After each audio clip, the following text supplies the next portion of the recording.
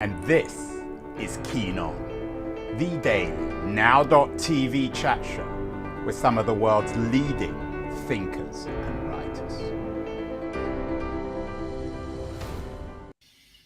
Hello everybody, it is August the 23rd, a Wednesday, 2023, late summer in California.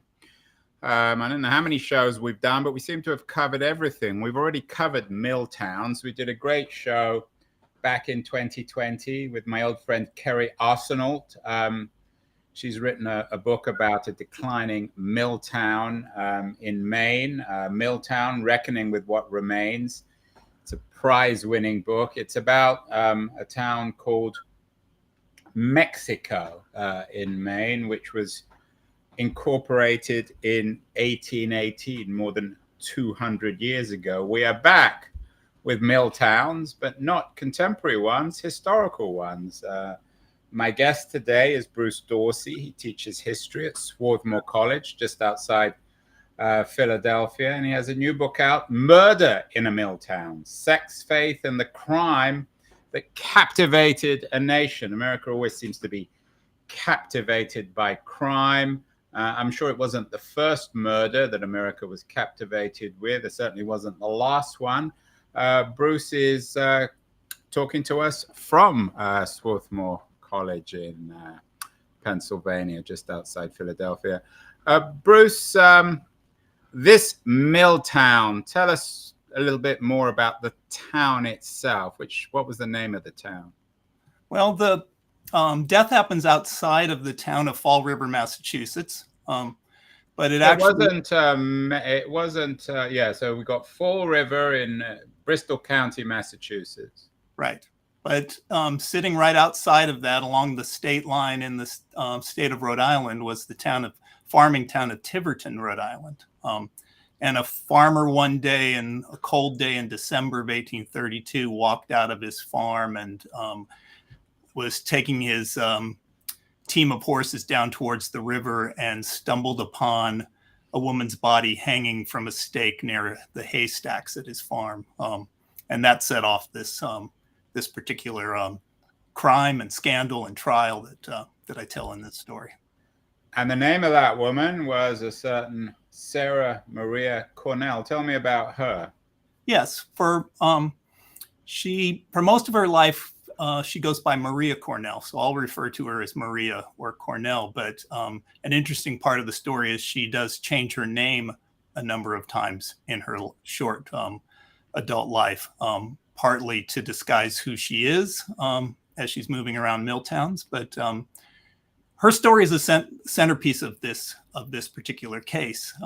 Although by the time everyone discovers her and finds out about her, she's dead. And the trial oftentimes is about her. She doesn't get to tell her story in a courtroom, but at the same time, her story is a fascinating one. She becomes the equivalent of the most notorious, they called them factory girls at that time, to call of a young woman who was working in the cotton mills of the textile industries when the age of industrialization was beginning in New England in the early 1800s. And she eventually becomes the most notorious of those, but ironically, she was the granddaughter of one of the pioneer manufacturers in America. So she, because her parents maybe made some bad choices in their marriage disintegrated, her father deserted and abandoned the family. She eventually needs to survive on wage work to make her way, and she begins to work in the factories of New England and makes her way through about a dozen different factory towns until her death 10 years after she starts. So that must have been, especially for a young woman without any means, it must have been a pretty tough life, Bruce, wasn't it? Yeah, it was. It was a combination of, I sometimes like to talk about it as both opportunities and vulnerabilities, because it was both. For her, it was an opportunity for an independent life, some measure of autonomy, some control over her life, some sense that she had a place for herself and a means of finding some way. And that's what the new level of wage work that was available for women. We oftentimes lose sight of the fact that the industrial capitalist economy in the United States was built upon the wage labor of young women, and she was one of those. She was both atypical sometimes, but typical of many. And what would these young women mostly do in these sort of proto factories? Would they be on some sort of assembly line? Yes, no, it wasn't really necessarily an assembly line, but somewhat. They had to maintain and monitor certain machines that were happening. So the first of those mills were essentially just turning raw cotton, balls of cotton, eventually into yarn. And didn't take very much skill. All one had to do was make sure you tied the knot when the yarn broke upon the spinning machine. So if you could tie a knot, you could do the work. So the young children and girls were doing this. But as it advanced and became more involved in it, they replaced the weaving of yarn so that it became cloth by more powerful machines called power loom weavers. So the machines were weaving cloth, and that was a more skilled and dangerous work. So Maria was a weaver, the most skilled work, but she was operating about 4 different power. So she had a skill. Yeah. And that's allowed her to go from factory to factory. It's, of course, you don't need me to tell you this, Bruce, as a historian of pre-Civil War America, it's not possible to talk about this period without reference to slavery and the cotton industry. How did this mill town economy ecosystem in New England, how did it tie in with slavery and the broader cotton industry? Yeah, that is a great question, and Maria's story intersects with that, even if she wasn't always fully conscious of what that connection might have been. But the vast majority of almost all the cotton that arrived in the front gate of a large mill complex. And she worked in Lowell, Massachusetts, the premier industrial city. Yeah, that's the quintessential industrial place. Now, of course, in massive decline, Lowell. Yes, and that's where she met the Reverend Avery. But that cotton was all coming from the plantations of the Deep South, where they were people were on the move, moving into the western areas of Mississippi, Louisiana, even in towards Texas, growing cotton that was then transported to New Orleans and then up the Atlantic to Boston area ports. But at the same time, the finished cloth, much of it, especially the rough cloth, was then returned back and sold to be the cheap clothing for slaves. They didn't clothe them very well, but that was what they. And I assume that the workers in these mills would have been exclusively white. Yes. And there were free African-American laborers who probably would have been willing to have the opportunities and the good wages that were possible, but they were systematically, not legally, but systematically rejected from that. So you noted the second character in this drama, a man called Ephraim Kingsbury Avery. Tell me about him and how he fits into the narrative. Yeah, Ephraim Avery was a evangelical preacher at the time period when the evangelical religion, Protestant religion, was rising to the forefront of its popularity and power in the early 19th century. He was belonged to the Methodist sect, and the Methodist Church was the fastest growing church in the United States.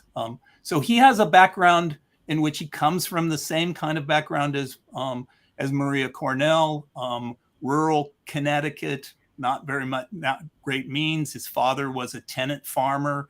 He could see that his future would be one in which there would be no ownership of land, no possibility for any sort of possibility of upward mobility. But there was one place that was offered for a person, perhaps a chance to rise in the professions if they could show their skills, and that was to be a preacher. It didn't require it among the Methodists that he went to a university or attended a seminary, as long as he showed that he had the sort of true faith. And these people were all, I mean, were they third, fourth generation American? In most cases, in these cases, yes. They were, Avery's family goes back to the 17th century. And the same is true for the Cornell's family, which is the Leffingwell family of Connecticut. Yeah. So how did Cornell and Avery know one another? Well, they seem to be operating in the same orbit of moving from one factory town to another. So Avery was a traveling minister, a circuit rider, as they call it. So they were all both sort of itinerants, early example of the precariat. Yes. And but for all evidence doesn't indicate that they ever sort of exactly ran into each other. It's possible they could have been at the same large scale meetings that I can talk more about called camp meetings, but there were thousands there and they may not have run across each other. But are we sure that they were associated? Oh, they were definitely associated because it happens in the town of Lowell, Massachusetts. Maria had moved to Lowell. She had finally realized that that was the place with the best work, the best job opportunities and wages that were being offered. Lowell was at its peak of its rise. And Avery was given a plum assignment of being the Methodist minister in Lowell a year after Maria was there. So he was the minister of her church. People told stories after the trial about maybe there was some romantic involvement with them. There's no evidence that was the case. Instead, it was more of a contested relationship. He was the minister who came in trying to kind of right the ship and make sure everything was in proper order. And to do so, he needed to discipline those wayward members. And he heard a rumor that this young woman in his congregation was having sex with men in town. And he brought the case that ended up excommunicating her from the church. And when this happens, it sets off a crisis in Maria's life in which she has to go and she starts telling and confessing her story to everyone who will hear her. She needs their forgiveness to get back into the church, but she also writes some fairly explicit letters of confession to Avery. And he holds on to these, and according to her testimony, it's told secondhand because she's died by the time we hear from a doctor and friends she told this to, that he extorted having those letters at a camp meeting in Connecticut 4 months before her death to coerce her into having sex. And was he married? He was married with 3 children.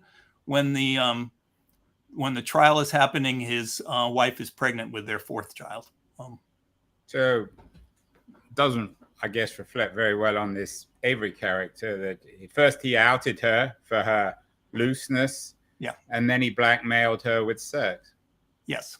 And then she wishes to bring this forward, and then the story becomes a question of did her shame in this circumstance lead her to commit suicide, which is one of the alternate explanations, and that's the major part of the defense's arguments in his trial on the murder case, or was he the murderer who was there and ended her life? And this was the issue. You call it the crime because it's still not clear entirely whether or not it was a crime. Suicidal murder, and this was the issue that captivated a nation. It doesn't strike me, Bruce, as a particularly unusual story. No, it's not an unusual story.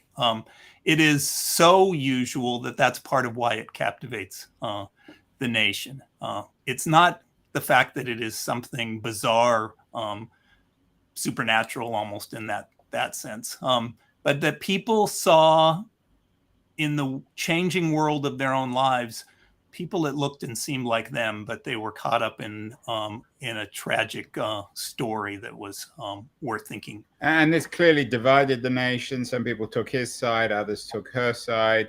Yeah. I assume that there were political and evangelical elements to who picked who and what the real debate was about.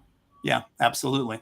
And even more fascinating than that, they not only is there political divisions, but they tended to resort to conspiracy theories for explaining each of Not the first or the last time on that front either, Bruce. No, not at all. And it is fascinating, but that's the arguments made. Conspiracy in what sense? What were the most outlandish conspiracy theories? Well, those who were the critics of Avery and the Methodists argued that they conspired to subvert justice, that they trained and coached and suborned witnesses, maybe even paid for witnesses to engage in this, that they brought together a host of people to tell a set of false tales, that they used whatever resources they had to shield one of their members from facing the crime.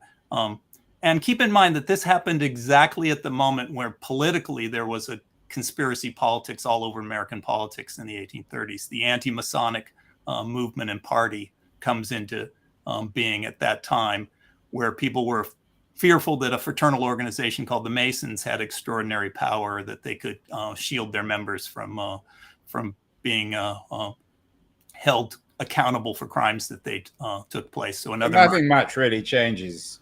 Yeah, it says it.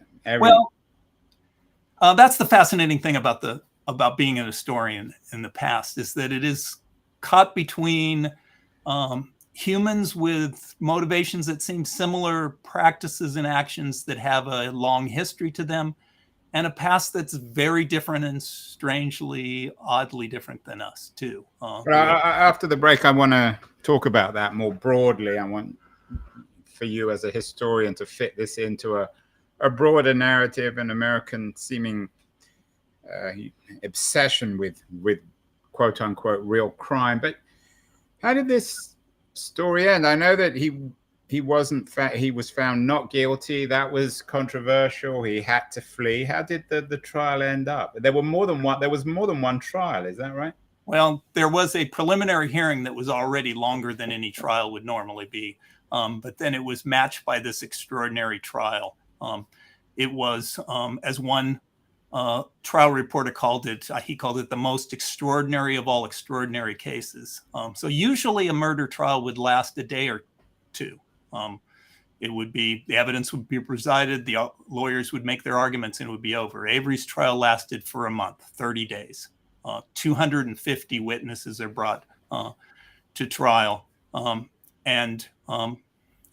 And the competing arguments that are being made over is whether the circumstantial evidence indicates that he was there and had the means and motive to do so, even if no eyewitness witnessed a murder that happens in the night, in a December night. But the opposite arguments are that she was an immoral woman who was likely to take her own life. So people connected her own immorality, quote unquote immorality, in terms of relations with men and suicide. Right, exactly. That was thought to be, at the time in popular parlance, that would be the natural downfall of a fallen woman. And in the end, if he did indeed murder her, he got away with it. Is that right? Well, he got away with it in the sense that he was not convicted. The vast majority of the population thought the evidence was compelling. And this is partly, too, because this was not just captivated the nation because it was a fascinating story, but it fits into a new kind of communications revolution that's happening at that point in time. Right. And I wanted to get to that. Well, maybe we'll get to that after the break, talk about newspapers. But in your sense, I mean, you've looked at this case very carefully. Do you think he was guilty? I think that most people's impression seems to be a realistic one. I also understand why. So did she start? Was the sense that he murdered her because she sort of counter blackmailed him? Well, she asked for support. She was about to have a child and try to still work in a factory, which would have been much so difficult. And so she counseled and asked a physician who she went to see if she was pregnant. They didn't have very good means of telling whether she was pregnant. He looked at her tongue and held her wrist for her pulse and tried to determine if she was pregnant, and couldn't decide at that early stage. But she asked for a $300 kind of settlement, I think, which was a lot of money. Yeah, that would have been about a year's salary for a working person. So it's not a lot to support a child for the rest of one's life. But Avery was only making $150. They did not pay Methodist ministers very well. So that would have been more than he had. So he lived out his life in exile, essentially. Yes. Once, and that's a big part of what this book is about, is the aftermath of the trial is as much of the story here as the trial itself. There are mobs that burn him in effigy and sometimes risk his life. He's put on trial in what's called the court of public opinion in the press, and then eventually it's impossible for him to show up and speak in any public setting. He retires to his parents' farm briefly, and then moves out to the far western areas, which was Ohio in those days, and lived out his life on a farm. It's a fascinating story. We're going to take a break, Bruce, and then we'll come back and talk about the broader narrative here and how it connects with our current real crime-obsessed America. I want to also note that our show, Keen On, is sponsored by my friends at Liberty, a quarterly journal of culture and politics. An excellent quarterly, a physical one, without advertising, classic, high-quality writing. I'm going to run a short ad for them. And then we'll be back with Bruce Dorsey, author of Murder in a Mill Town, to talk about the broader relevance of his book and this story in the America of the 2020s. We'll be back in a second. Don't go away. Beyond the news, the noise, there is nuance, insight. Liberties is not just a journal of ideas. It's a meteor of intelligent substance. It's the place to be for engaged citizens. Politics, opinion, substance. Liberties is a triumph for freedom of thought. A quarterly of urgency, of cultural exploration, of intellectual delight, of immaculate prose. It's invaluable. Subscribe now or find Liberties at your favorite bookseller. And you can check out Liberties at libertiesjournal.com. You can also subscribe online. We are talking with Bruce Dorsey, the author of Murder in a Mill Town. Bruce, it seems as if America is particularly vulnerable, if that's the right word, to these real crime, hysteria, mob justice, and all the rest of it. You're an expert on pre-Civil War America. Is there something unique about this in America, or is it true of most societies, certainly most rural societies, where a crime like this would have aroused huge amount of popular and populist emotion? Yeah, I think it's both, but there is certainly a way in which these, especially in the 20th century, there's been this moniker that's been attached to famous cases, and they're always repeatedly about 10 years apart, and they're always called the crime of the century. Yeah, and we did actually one with Joe Pompeo about a crime in 1922. He has a best-selling book, Blood and Ink, the scandalous jazz age double murder that hooked America on true crime. I guess you could argue your crime hooked America on true crime. It certainly did, and there aren't really many examples of this before this case.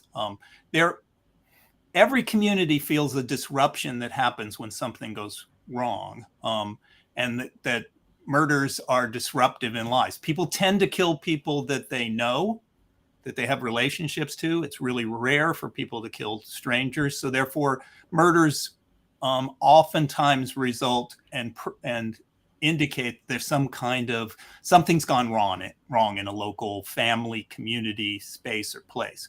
But these kind of notorious crimes are different. They tend to get connected with moments in time when there are changes in communication technologies, the way in which the society is changing rapidly and people are suddenly trying to look for explanations. Anthropologists have called this a social drama, in which people feel as though the normal workings of justice don't seem to be able to explain everything that's happening. Something else is going on here that needs to be explained. So they become fixated with it and captivated by it. And we know this all the way from the Leopold and Loeb and the Lindbergh murder trials, all the way to the O.J. Simpson trial at the end of the 20th century that all get called crimes of the century. But they typically happen, let's take O.J. Simpson, at the birth of cable television. The Leopold and Loeb case is when the yellow journalism and the halftone photographs, when you can start to put photographs onto newsprint for the first time. And Avery's case happens when the first early kind of print revolution is happening in the United States, where readership is exploding. Women in particular are becoming more literate in the North and reading largely, and that newspapers are spreading. And then almost a matter of months before the Avery trial, the penny press, the popular tabloid form of newspaper that manufactures news, so to speak, sends a reporter to the crime, to the police office to find out what's happening, what fire or crime has happened. And if they don't have one, maybe to speculate on one that that they imagine might happen.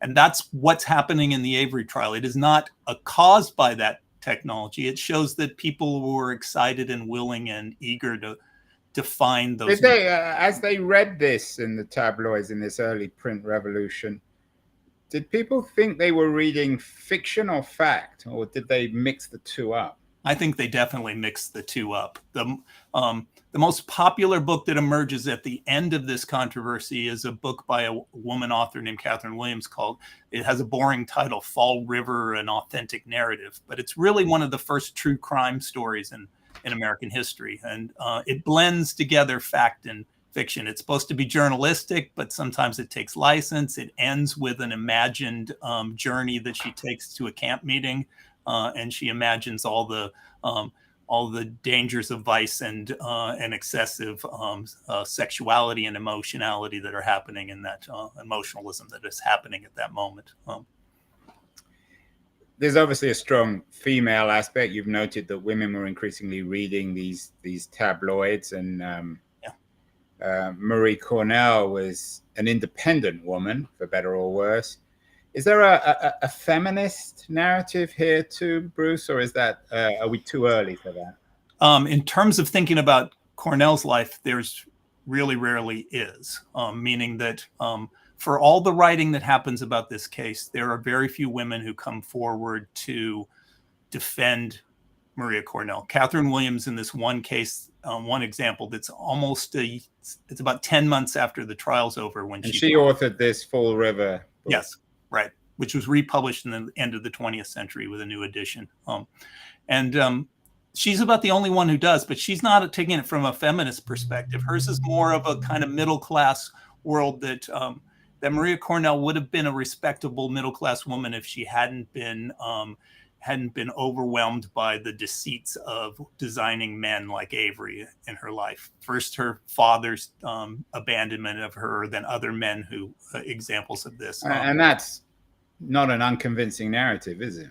No, it's not unconvincing, but she didn't necessarily, ironically, think that Maria should live a life where she was independent, where she should go to those wild camp meetings in the woods that she loved so much.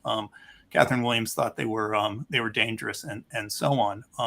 And ironically, Catherine Williams was a divorced woman and mother who supported herself by writing and having it. What were the sexual mores? I know it's a broad question, Bruce, at this time. There was no Kinsey report back then, but no.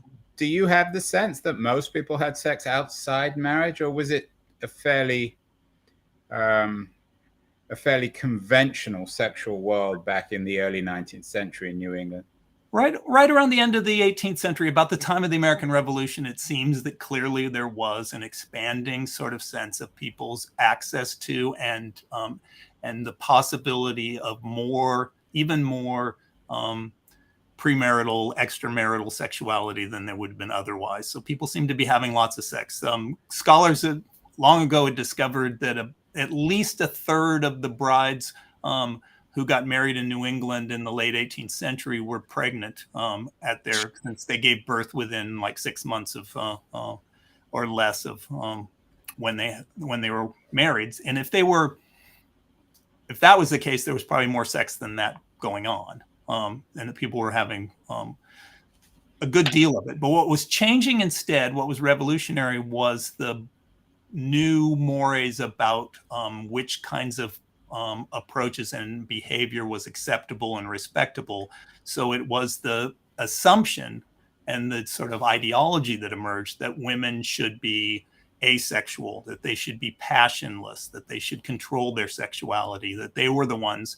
Men would be driven by their passions and so on, but true women would not be the case. So that all the women who were trying to figure out the vagaries of how to handle courtships and marriage in these fast-moving communities, these new mill towns that were popping up all over the country, and the new canal towns, railroad depots, and so on that people were moving to. They found people, fell in love with people, had sex with people, but the consequences often of that were shunning and disapproval and surveillance and the like.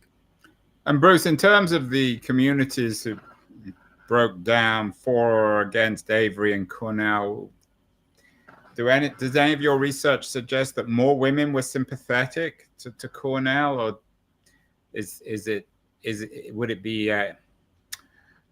would it be over presumptuous to assume that women supported Cornell and men supported Avery?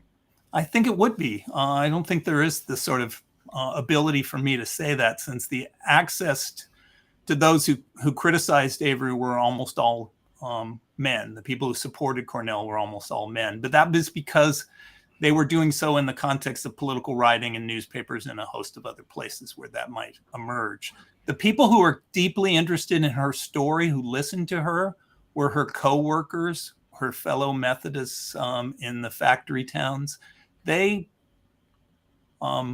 gave her the means of telling them her story in many ways. And I have a chapter in the book that's called Bad Stories, and talks about why, and another one called Sex Talk, which talks about why did women who lived in these towns want to know about, hear about, talk about, but sometimes be the group that policed the boundaries of what was happening. So they were also afraid that her behavior was reflecting on them, and they become the means of using gossip as a means of kind of surveilling and policing her behavior. Bruce, finally, I mentioned that we did a show with Joe Pompeo about a 1922 murder. His book, Blood and Ink, has done very well. We've done other real crime shows, one with John Allure, wrote a book about the murder of his sister, Wish You Were Here. Finally, what is this story from, very obscure story, I mean, even if it was perhaps well known at the time, what does it tell us about, what should it tell us, perhaps as a warning, about American obsession with real crime and media? I mean, I'm guessing that you assume that the internet has also triggered these social dramas in different contexts, but not that different. No, again, different, but sometimes appearing to be the same. That's the way history works. But I think it does, this case tells us something about the fact that something we're familiar with in our own time, that cultural conflict during a time of a rapidly changing society, when people are moving in different places and spaces, opportunity for work, in this case, even climate change is moving people and so on. New media and communication technologies are meaning that people are figuring out what are the boundaries of what they might know of people's intimate relationships, show up the fact that many times there's a longer history of this cultural phenomenon where we oftentimes in America, too often, misconstrue what are personal choices and a combination of that with changing society into contests over morals and sometimes religious values. People are making choices about survival, about their own lives, and it's being interpreted as instead deeper meanings about the kind of moral frameworks of the era. And that seems to resonate a lot of times. It's not the first time that's happened in my case, but it's one of the earliest examples. And then we see enough of that in our own day, I think. Not only that, it gives us a way of thinking about how does the system think about women in particular, the ways in which more often than not, the criminal justice system, trials and so on, are more likely to not believe the women who are putting forward explanations of sexual exploitation, sexual assault or violence, and so on. And I think that is something worth looking into the past and seeing what is different in an era before Me Too or even the rape reform movements of the 1990s and forward.